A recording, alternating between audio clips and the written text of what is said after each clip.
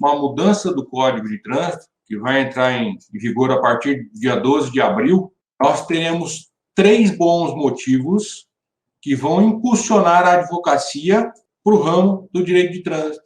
Então, de forma simples, a ideia não é me aprofundar nos pareceres do CETRAN de São Paulo, do CETRAN de Santa Catarina, mas de forma simples, para que vocês entendam como é que vai ficar esse mercado. Nós teremos algumas alterações do Código de Trânsito, focando principalmente na suspensão. Hoje, o condutor vai ser suspenso quando ele atinge, por somatória de pontos, 20 pontos, ou quando ele pratica uma única infração que gera a suspensão do direito de dirigir. Um exemplo comum, embriaguez ao volante, uma única infração que gera suspensão. Na questão de pontuação, o condutor ele é suspenso por somatória, atualmente 20 pontos, ou quando ele pratica uma única infração que gera suspensão. Com a mudança do código, a partir do dia 12 de abril, nós teremos um escalonamento. Serão 3 faixas de suspensão. Então, o condutor ele pode ser suspenso aos 40 pontos, se na somatória dos últimos 12 meses ele não tiver nenhuma infração gravíssima, ou seja, nenhuma infração de 7 pontos, aí o camarada vai ser suspenso somente aos 40. O condutor vai ser suspenso aos 30 pontos, quando ele tiver uma infração de 7 pontos nos últimos 12 meses. E se o condutor tiver 2 infrações de 7 pontos, as chamadas gravíssimas, aí nós teríamos a terceira situação, onde ele vai ser suspenso aos 20. Então, nós teremos suspensão aos 40, sem nenhuma infração gravíssima, aos 30, se o cidadão tem uma de 7 pontos, ou aos 20, se o cidadão tem 2 infrações gravíssimas, que são as de 7 pontos. E também a questão da infração que por si só gera suspensão.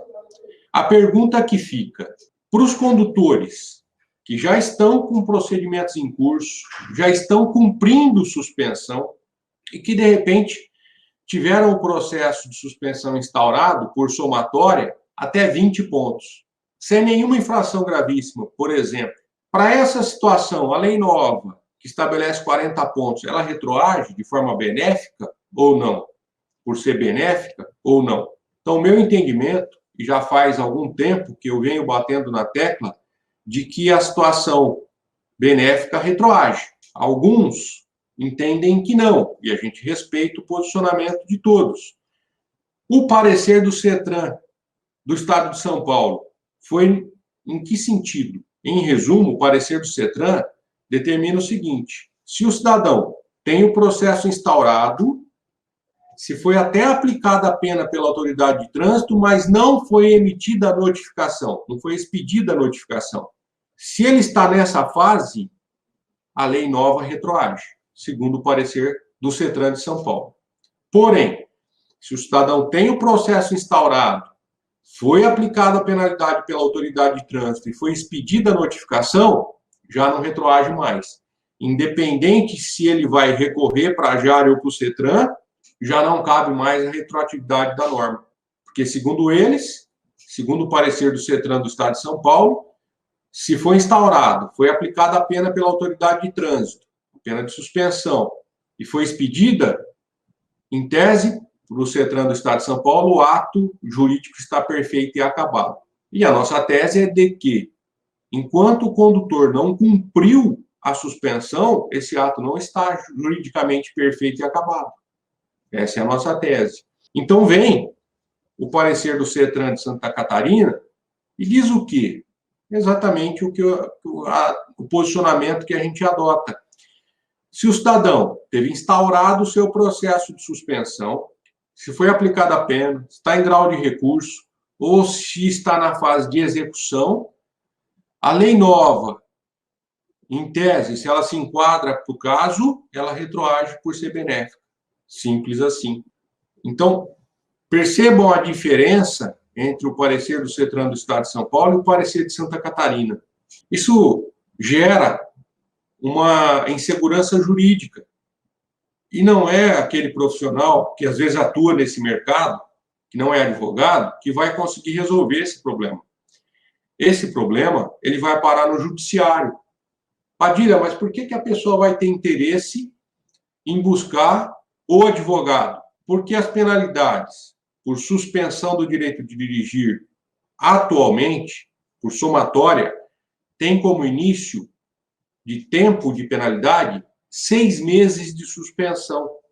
A suspensão do direito de dirigir por 6 meses atrapalha a vida de qualquer profissional, porque se nos 6 meses ele for pego conduzindo o veículo, ele tem instaurada a cassação. E aí ele perde o direito de dirigir por 2 anos e depois tem que se reabilitar.